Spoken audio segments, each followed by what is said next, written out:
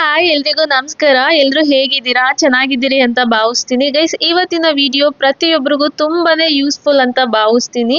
Guys ಒಂದ್ಸರಿ ಸಿರಿಧಾನ್ಯಗಳ ಮಹತ್ವನ ಒಂದ್ಸರಿ ರೀಕಾಲ್ ಮಾಡ್ಕೊಳ್ಳೋಣ. ಎವ್ರಿ ಡೇ ನಮ್ಮ ಊಟದಲ್ಲಿ ಆಡ್ ಮಾಡ್ಕೊಂಡ್ರೆ ಅದರಿಂದ ಸಿಗೋ ಅನುಕೂಲದ ಬಗ್ಗೆ ತಿಳ್ಕೊಳ್ಳೋಣ.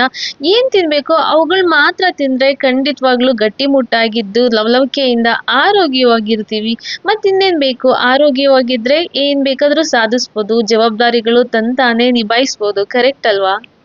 ಇವತ್ ನಾನು ಮಲ್ಟಿಗ್ರೇನ್ ಚಪಾತಿ ಪೌಡರ್ನ ಮನೇಲೆ ರೆಡಿ ಮಾಡ್ಕೊಳ್ಳೋದನ್ನ ತೋರಿಸ್ಕೊಡ್ತಿದ್ದೀನಿ, ಬನ್ನಿ ನೋಡೋಣ. ಅದಕ್ಕೆ ನಾನಿಲ್ಲಿ 2 kg ಗೋಧಿ ತಗೊಂಡಿದ್ದೀನಿ, 500 ಗ್ರಾಮ್ ಬಾಜ್ರಾ ಅಂದ್ರೆ ಸಜ್ಜೆ ಅಂತೀವಲ್ಲ ಅದು, ಹಾಗೆ 400 ಗ್ರಾಮ್ ರಾಗಿ ತಗೊಂಡಿದ್ದೀನಿ, 250 ಗ್ರಾಮ್ ಅಂದ್ರೆ 1/4 kg ಹುರುಳಿಕಾಳು ಮತ್ತೆ ಹೆಸರು ಕಾಳು, ಹಾಗೆ 1/4 kg ಸೋಯಾ ಚಂಕು ಚನಾ ದಾಲ್ನ ತಗೊಂಡಿದ್ದೀನಿ. ಕ್ವಾಂಟಿಟಿ ಇಷ್ಟೇ ಇರಬೇಕು ಅಂತ ಏನಿಲ್ಲ, ಇಟ್ಸ್ ಕಂಪ್ಲೀಟ್ಲಿ ಡಿಪೆಂಡ್ ಆನ್ ನಾವೆಷ್ಟು ಮಾಡ್ಕೊಂತೀವಿ ಕ್ವಾಂಟಿಟಿ ಅನ್ನೋದ್ರ ಮೇಲೆ ಡಿಪೆಂಡ್ ಆಗಿರುತ್ತೆ. ಬಟ್ ಎಷ್ಟೇ ಮಾಡ್ಕೊಂಡ್ರು ಗೋಧಿನ ಸ್ವಲ್ಪ ಜಾಸ್ತಿ ತಗೊಂಡಿರಿ, ಅವಾಗ ಚಪಾತಿ ಪೌಡರ್ ಚೆನ್ನಾಗಿ ಬರುತ್ತೆ. ಸೋಯಾ ಚಂಕ್ಸ್ನ ಬಿಟ್ಟು ಇನ್ನೆಲ್ಲ ಕಾಳುಗಳನ್ನ ಚೆನ್ನಾಗಿ ಏನಿಲ್ಲ ಅಂದ್ರೂ ಒಂದು 5 ರಿಂದ 6 ಬಾರಿ ಆದ್ರೂ ತೊಳ್ಕೊಂಡ್ಲೇಬೇಕು. ಯಾಕೆ ಅಂತ ಅಂದ್ರೆ ತುಂಬಾನೇ ಧೂಳಿರುತ್ತೆ. ನಾನಿಲ್ಲಿ ಒಂದು ದೊಡ್ಡ ಬೌಲ್ಗೆ ಗೋಧಿ ಎಲ್ಲ ಕಾಳುಗಳನ್ನ ಸೇರಿಸ್ಕೊಂಡಿದ್ದೀನಿ. ರಾಗಿ ಮತ್ತೆ ಸಜ್ಜೆನ ಸಪ್ರೇಟ್ ಆಗಿ ತೊಳ್ಕೊಂತೀನಿ ನಾನು. ನಮ್ಗೆಲ್ರಿಗೂ ಗೊತ್ತಿರೋ ಹಾಗೆ ರಾಗಿನಲ್ಲಿ ತುಂಬಾನೇ ಧೂಳಿರುತ್ತೆ, ಅದಕ್ಕೆ ನಾನು ಜರಡಿ ತಗೊಂಡು ಈ ರೀತಿ ತೊಳ್ಕೊಂತಿದ್ದೀನಿ. ಏನಿಲ್ಲ ಅಂದ್ರೂ 5 ರಿಂದ 6 ಸರಿ ತೊಳ್ಕೊಳ್ಳಿ, ಯಾವುದೇ ಕಾರಣಕ್ಕೂ 1 ಸರಿ 2 ಸರಿ ತೊಳೆದು ಸುಮ್ಮನಾಗಬೇಡಿ, ರಾಗಿನಲ್ಲಿ ತುಂಬಾ ಧೂಳಿರುತ್ತೆ. ನಂತರ ನಾನು ಸಜ್ಜೆನ ಕೂಡ ಸಪ್ರೇಟ್ ಆಗಿ ತೊಳ್ಕೊಂತಿದ್ದೀನಿ, ಈ ತರ ಬೌಲ್ಗೆ ಹಾಕಿ. ಇದನ್ನು ಕೂಡ ಒಂದು 4 ರಿಂದ 5 ಸರಿ ತೊಳ್ಕೊಳ್ಳಿ. ನಂತರ ಒಂದು ದೊಡ್ಡ ಪಾತ್ರೆಗೆ ಗೋಧಿ, ಕಡಲೆಕಾಳು, ಹೆಸರುಕಾಳು, ಹುರುಳಿಕಾಳನ್ನ ಹಾಕ್ಬಿಟ್ಟು ನಾನು ತೊಳ್ಕೊಂತಿದ್ದೀನಿ. ಜಾಸ್ತಿ ನೀರು ಹಾಕ್ಕೊಳ್ಳಿ, ಏನಿಲ್ಲ ಅಂದ್ರೂ ಒಂದು 5 ರಿಂದ 10 ನಿಮಿಷ ಆದ್ರೂ ಚೆನ್ನಾಗಿ ತೊಳ್ಕೊಳ್ಳಿ ಗೈಸ್, ನಿಧಾನಕ್ಕೆ. ಅರ್ಜೆನ್ಸಿ ಏನಿಲ್ಲ. ಚಪಾತಿ ಹಿಟ್ಟು ಏನಿಲ್ಲ ಅಂದ್ರೂ ನಾವು 1 ಮಂತ್ ಅಥವಾ 1.5 ಮಂತ್ ಸ್ಟೋರ್ ಮಾಡ್ಕೊತೀವಿ. ಇನ್ನು ಕ್ವಾಂಟಿಟಿ ಕೂಡ ಜಾಸ್ತಿನೇ ಮಾಡಿಸ್ಕೊತೀವಿ ಅಲ್ವಾ. ನೀಟಾಗಿ ತೊಳೆದ್ಬಿಟ್ರೆ ಚಪಾತಿ ಟೇಸ್ಟ್ ಕೂಡ ತುಂಬಾನೇ ಚೆನ್ನಾಗಿರುತ್ತೆ. ಈ ಚಪಾತಿ ಹಿಟ್ಟನ್ನ ಮಾಡ್ಕೊಳ್ಳೋದಕ್ಕೆ ತುಂಬಾ ಟೈಮ್ ತಗೊಳುತ್ತೆ, ಬಟ್ ಒನ್ ಟೈಮ್ನ ಇನ್ವೆಸ್ಟ್ ಮಾಡಿದ್ರೆ ಹೆಲ್ದಿ ಚಪಾತಿ ಡೈಲಿ ತಿನ್ಬೋದು. ಈಗ ಕಂಪ್ಲೀಟ್ ಆಗಿ ಎಲ್ಲಾನು ತೊಳ್ಕೊಂಡಿದ್ದಾಯ್ತು. ನಂತರ ಒಂದು ಚಾಪೆ ಹಾಕಿ ಅದ್ರ ಮೇಲೆ ಒಂದು ಕಾಟನ್ ಬಟ್ಟೆ ಹಾಕಿ ಬಿಸಿಲಲ್ಲಿ ಚೆನ್ನಾಗಿ ಒಣಗಿಸ್ಕೋಬೇಕು ಗೈಸ್.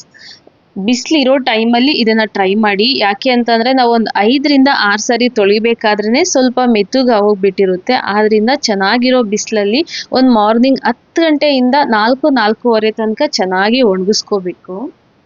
ಮಧ್ಯದಲ್ಲಿ ಅಂದ್ರೆ ಒಂದ್ 2 ಅವರ್ ಅಥವಾ 3 ಅವರ್ಗೆ ಒಂದ್ಸರಿ ಈ ರೀತಿ ಕೈಯಲ್ಲಿ ಬಂದು ಹರಡ್ಕೊಳ್ಳಿ. ಗೈಸ್ ಒಂದನ್ನ ಚೆನ್ನಾಗಿ ಗಮನದಲ್ಲಿ ಇಟ್ಕೊಳ್ಳಿ, ಈ ಪ್ರೋಸೆಸ್ ಅಲ್ಲಿ ಬಿಸಿಲಲ್ಲಿ ಕಂಪ್ಲೀಟ್ ಆಗಿ ಎಲ್ಲ ಕಾಳುಗಳು ಚೆನ್ನಾಗಿ ಒಣಗಿದೆ ಅಂದ್ರೆ ಮಾತ್ರ ಚಪಾತಿ ಹಿಟ್ಟು ಚೆನ್ನಾಗಿ ಬರುತ್ತೆ. ಅಂಡ್ ನಾವು ಆ ಹಿಟ್ಟನ್ನ ತುಂಬಾ ದಿನಗಳ ಕಾಲ ಸ್ಟೋರ್ ಮಾಡ್ಕೋಬಹುದು. ಆದ್ರಿಂದ ಬಿಸಿಲಲ್ಲಿ ಚೆನ್ನಾಗಿ ಒಣಗಿಸ್ಕೊಳ್ಳಿ. ಇವಾಗ ಟೈಮ್ 4:30 ಆಗಿದೆ, ಇನ್ನೇನು ಬಿಸಿಲು ಕಡಿಮೆ ಆಗ್ತಿದೆ ಅಂಡ್ ಕಂಪ್ಲೀಟ್ ಆಗಿ ಎಲ್ಲಾ ಕಾಳುಗಳು ಚೆನ್ನಾಗಿ ಒಣಗಿದೆ. ನಾನು ಇದನ್ನ ಒಂದು ಗುಡ್ಡೆ ತರ ಮಾಡ್ಕೊಂಡು ಮೊರ ತಗೊಂಡು ಸಣ್ಣದಾಗಿ ಏನಾದ್ರೂ ಕಲ್ಲು ಮಣ್ಣು ಆ ಥರದ್ದು ಇರುತ್ತೇನೋ ಅಂತ ನೋಡ್ತಾ ಇದ್ದೀನಿ, ಬಟ್ ನನ್ಗೇನು ಸಿಕ್ಕಿಲ್ಲ. ಒಂದ್ಸರಿ ನೋಡ್ಕೊಳ್ಳಿ, ಯಾಕಂದ್ರೆ ನೆಕ್ಸ್ಟ್ ಇನ್ನು ಹೋಗ್ಬಿಟ್ಟು ನಾವು ಮಿಲ್ಗೆ ಹಾಕ್ಸ್ಕೊ ಬರ್ತೀವಲ್ವಾ, ಸ್ವಲ್ಪನೇ ತಗೊಂಡು ಮರದಲ್ಲಿ ಈ ರೀತಿ ನೋಡ್ಕೊಳ್ಳಿ. ನಿಮ್ಗೆ ಮೊರದಲ್ಲಿ ಈ ತರ ಮಾಡೋದು ಅಂತಾರಲ್ಲ, ಮಾಡೋದು ಅದು ಬರುತ್ತೆ ಅಂದ್ರೆ ಮಾಡ್ಕೊಳ್ಳಿ. ಸ್ವಲ್ಪ ಧೂಳಿತ್ತು ಅಂದ್ರೆ ಹೋಗುತ್ತೆ. ನನ್ಗೆ ಅಷ್ಟೊಂದು ಚೆನ್ನಾಗಿ ಬರೋದಿಲ್ಲ, but I tried my best. ನಾನೀಗ ಕ್ಲೀನ್ ಮಾಡ್ಕೊಂಡ ನಂತರ ಎಗೇನ್ ಒಂದು ದೊಡ್ಡ ಪಾತ್ರೆಗೆ ಹಾಕಿಟ್ಟಿದ್ದೀನಿ. ಇನ್ನೇನಿಲ್ಲ ನೋಡಿ, ಎಲ್ಲ ಒಣಗಿದಾದ ನಂತರ ಈ ರೀತಿ ಇರುತ್ತೆ.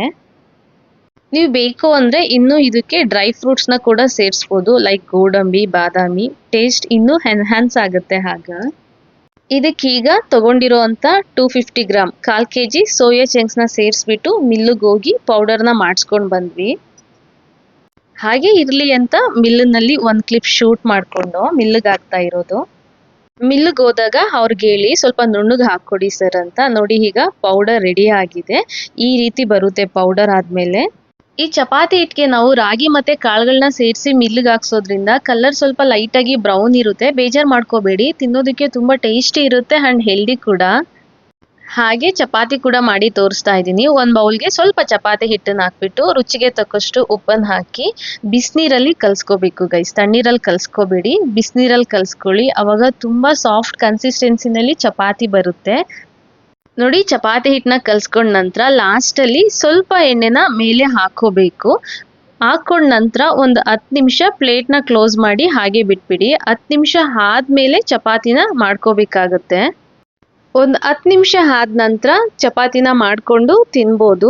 ಗೈಸ್ ಈ ವಿಡಿಯೋ ನೋಡಿದಾದ್ಮೇಲೆ ನಿಮ್ಮ ಮನೇಲಿ ಇವತ್ತೇನೆ ಮಲ್ಟಿಗ್ರೇನ್ ಚಪಾತಿನ ರೆಡಿ ಮಾಡಿಕೊಂಡು ಆರಾಮಾಗಿ 1-2 ಮಂತ್ ತನಕ ನಾವು ಸ್ಟೋರ್ ಮಾಡ್ಬೋದು. ಯಾವಾಗಲೂ ಪ್ಲೈನ್ ಚಪಾತಿನೇ ತಿನ್ನೋದಕ್ಕಿಂತ ಈ ಥರ ಮಲ್ಟಿಗ್ರೇನ್ ಚಪಾತಿ ತಿನ್ನೋದನ್ನ ಪ್ರಿಫರ್ ಮಾಡಿ.